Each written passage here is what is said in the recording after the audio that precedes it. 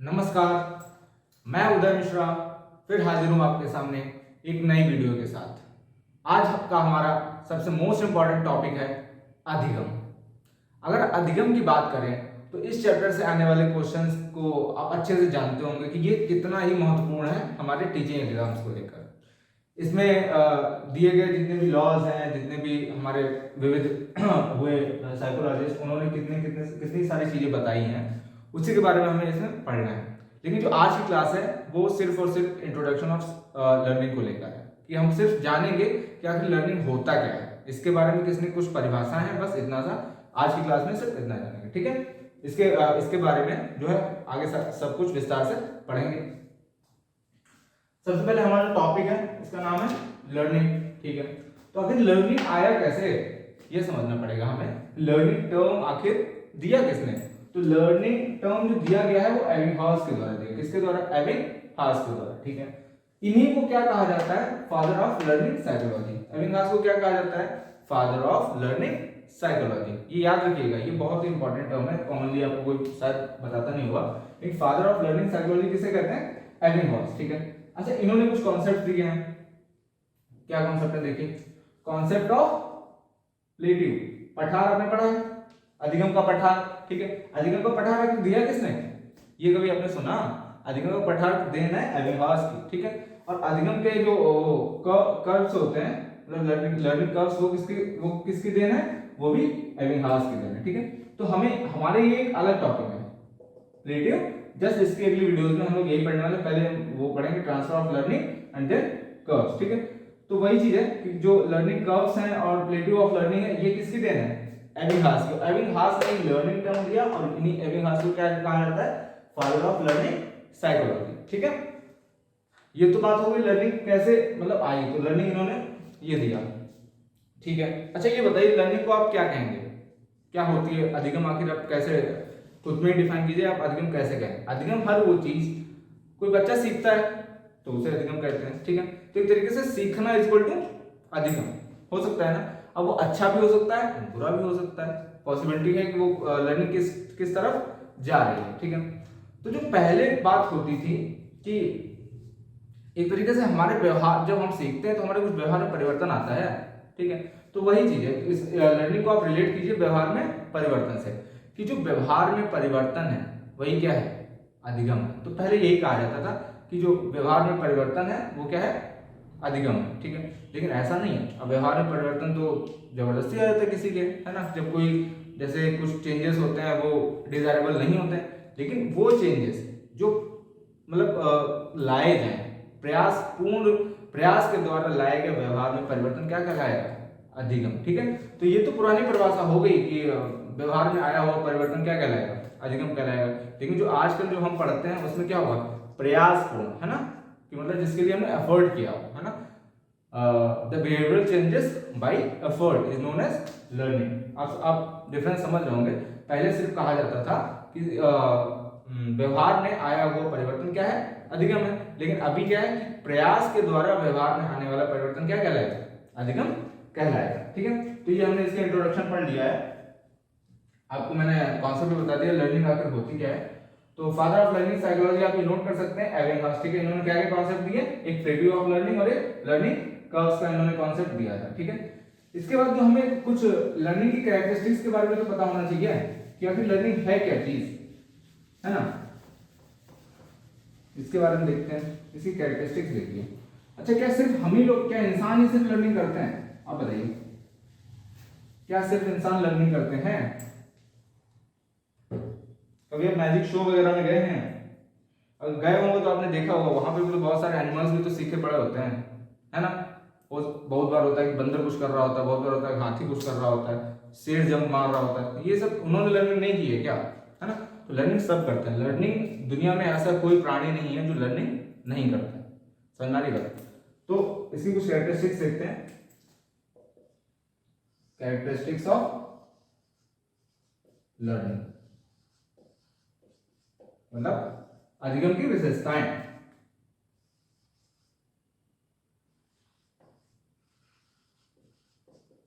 समझ आ रहा है? अधिगम की विशेषताएं हमें देखना है। अब अधिगम की विशेषता क्या है? मैंने आपको बताया कि अगर सब लोग सीखते हैं तो ये सार्वभौमिक हुई कि नहीं, है ना? तो एक तरीके से लर्निंग इज यूनिवर्सल। समझ आ रही बात कि अगर पूरी अर्थ पे सब हर कोई जीव जंतु सब कोई लर्निंग करते हैं तो क्या ये यूनिवर्सल प्रोसेस हुआ कि नहीं हुआ? बिल्कुल हुआ। तो लर्निंग इज यूनिवर्सल, पहला तो हो गया। पहला पॉइंट क्या होगा? Learning is universal.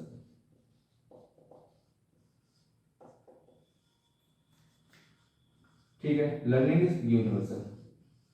ठीक है, अच्छा मैं जीव जंतु की बात कर रहा हूं, ठीक है, तो कभी जीव जंतु में समझिए हर जीव के लिए एक लर्निंग का एक अलग कॉन्सेप्ट है कि नहीं? कोई जल्दी सीखता है, कोई बाद में सीखता है, कोई इस विधि से सीखता है, कोई किसी और विधि से सीखता है, कोई अलग तरीके से सीखता है, कोई किसी और तरीके से सीखता है। तो लर्निंग एक इंडिविजुअलाइज्ड प्रोसेस है, बिल्कुल है कि नहीं? तो learning is individual process. Okay, learning is a individual process.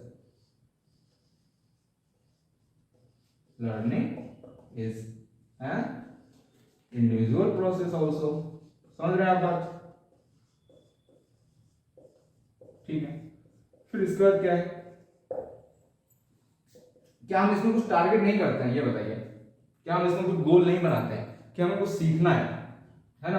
अगर हम कुछ सीखने के लिए गोल बना के चलते तभी तो हम सीख पाते हैं। तो ये क्या एक गोल ओरिएंटेड प्रोसेस नहीं है? बिल्कुल है। Learning is a goal oriented process.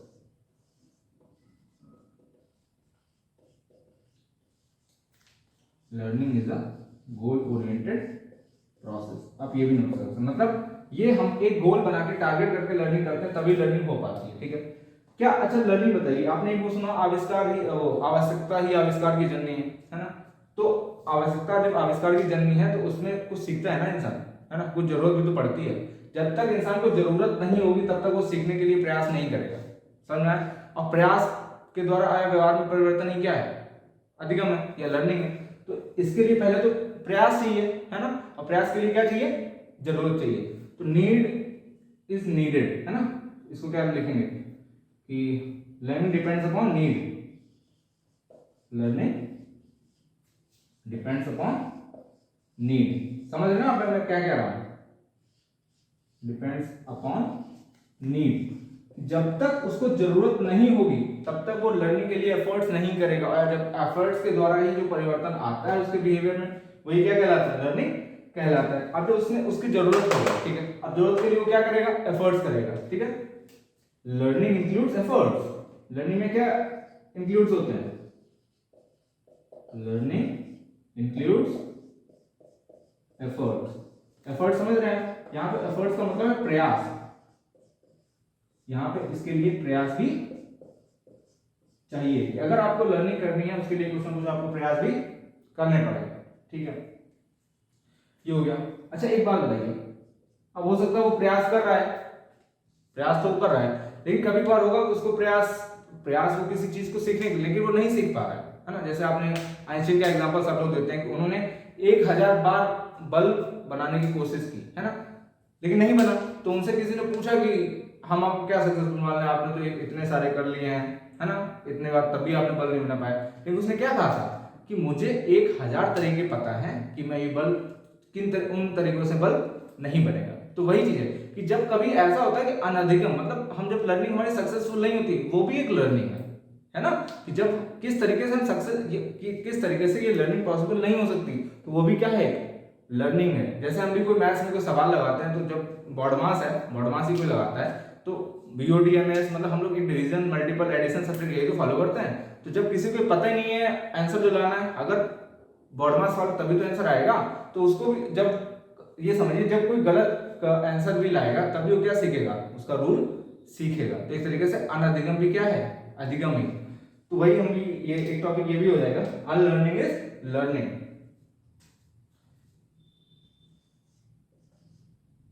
Unlearning is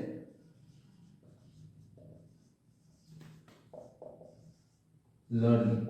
समझ रहे हैं आप कि अनधिगम भी क्या है? अधिगम। ओके, आप चाहें इसको नोट कर सकते हैं।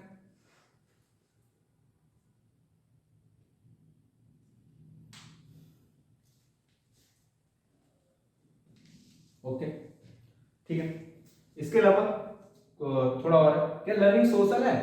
लर्निंग क्या हमें सामाजिक प्राणी बनाती है? बिल्कुल बनाती है। Learning is social. Okay, learning क्या है? सोशल भी प्रोसेस है। Learning is a social process.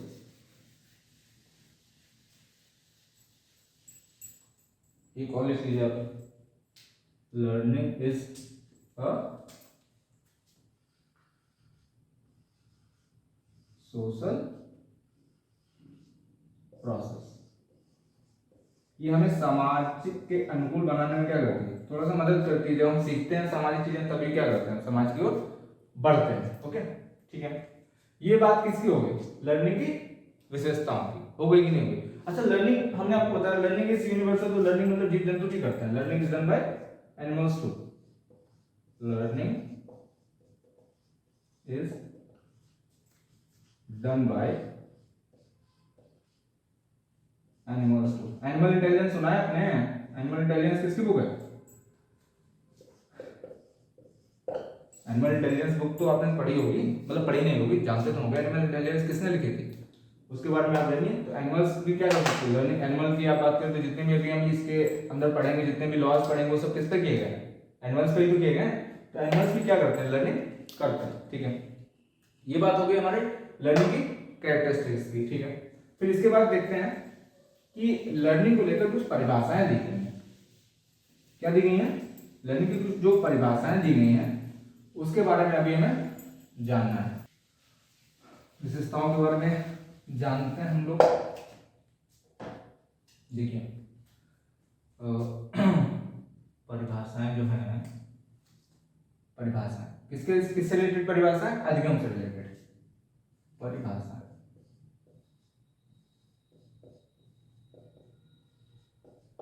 ये सीटेट में तो नहीं आने वाला, कभी भी सीटेट में परिभाषाएं नहीं पूछी जाती हैं। जो हम लोगों ने लर्निंग की विशेषताएं पढ़ी हैं वो कहाँ आएंगे? सीटेट में सबसे ज्यादा उससे क्वेश्चन उठने वाला है। ठीक है, ये इंट्रोडक्शन है लर्निंग का, इसलिए हम ये पढ़ लेते हैं। मैंने आपको पहले ही बताया, मैं कोई भी टॉपिक उठाता हूँ तो उसमें आप विस्तार से जानिए, एक बार पढ़िए, खत्म कीजिए। अगर आप यूपी से, आपको यूपी टेट देना ही पड़ेगा, मतलब देना क्या पड़ेगा, आप चाहें तो दे सकते हैं, और हर इंसान देता है, तो उसमें परिभाषाएं आनी है। ठीक है, तो मैं एक टॉपिक उठाता हूँ, उससे रिलेटेड सारी चीजें बता देता हूँ, चाहे वो आप सीटेट के लिए पढ़िए चाहे टेट के लिए पढ़िए, आने वाला दोनों में ही। ठीक है, तो परिभाषाएं सबसे पहले सीएल हल की देख लीजिए। सीएल हल ने क्या कहा है? सीएल हल है ना? ओके, आवश्यकता की पूर्ति ही क्या है? इन्होंने कहा है आवश्यकता की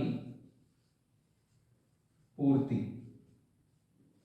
आवश्यकता की पूर्ति ही अधिगम।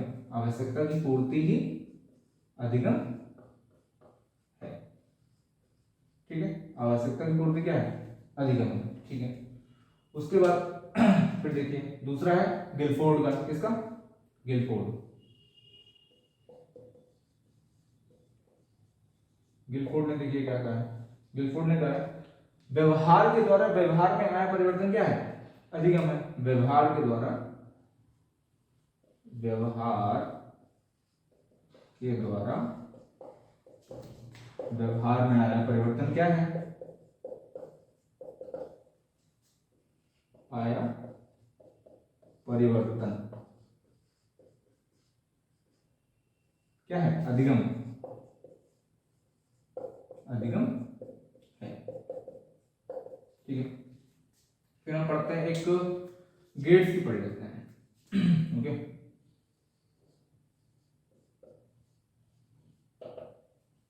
देखते हैं गेट्स ने क्या कहा है।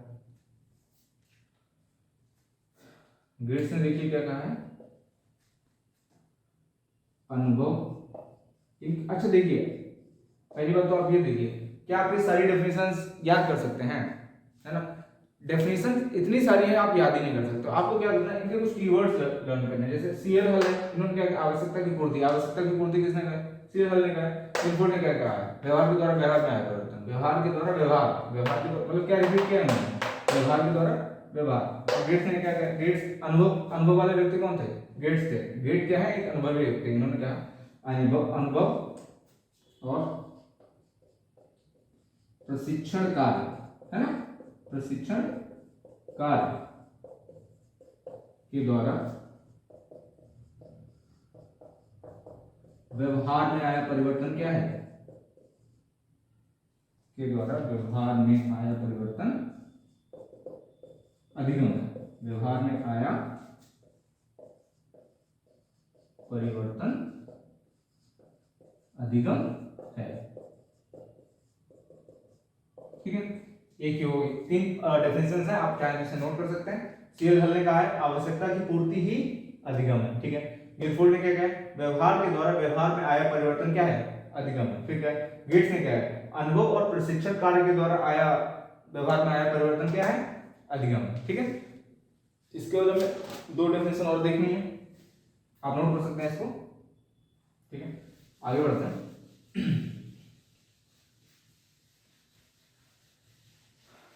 एक है वुडवर्थ की, एक है स्किनर की। ठीक है, पहले वुडवर्थ देखिए। वुडवर्थ की क्या है, वुड्सवर्थ की देख लीजिए आप। वुड्सवर्थ, देखिए वुड्सवर्थ ने क्या कहा है, वुड्सवर्थ ने कहा है नवीन क्रियाओं तथा नवीन ज्ञान के द्वारा व्यवहार में आया परिवर्तन। इनका वर्ड क्या हुआ, नवीन, है ना, नवीन ज्ञान तथा नवीन क्रियाओं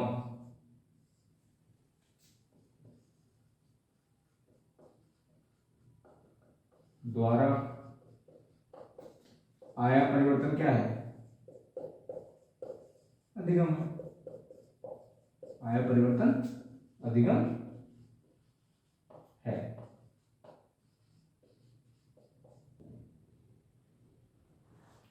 ओके, फिर अगली डेफिनेशन देखिए।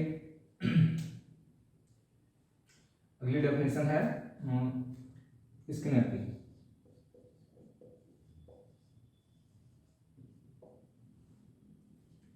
क्या है, व्यवहार में उत्तरोत्तर परिवर्तन ही, उत्तरोत्तर लिखा हो या क्या लिखा हो, क्रमबद्ध, क्रमबद्ध परिवर्तन अधिगम है। ठीक है, व्यवहार में उत्तरोत्तर या क्रमबद्ध परिवर्तन क्या है, अधिगम है। एक और लिख लेते हैं क्रो एंड क्रो की। क्रो एंड क्रो ने आदत को लेकर बहुत सारी बात की है। क्या है, आदत को लेकर उन्होंने बहुत सारी बातें की। देखिए क्या उन्होंने क्या कहा है, आदत, ज्ञान और अभिवृत्ति, क्या चीज है, अभिवृत्ति का अर्जन ही अधिगम है।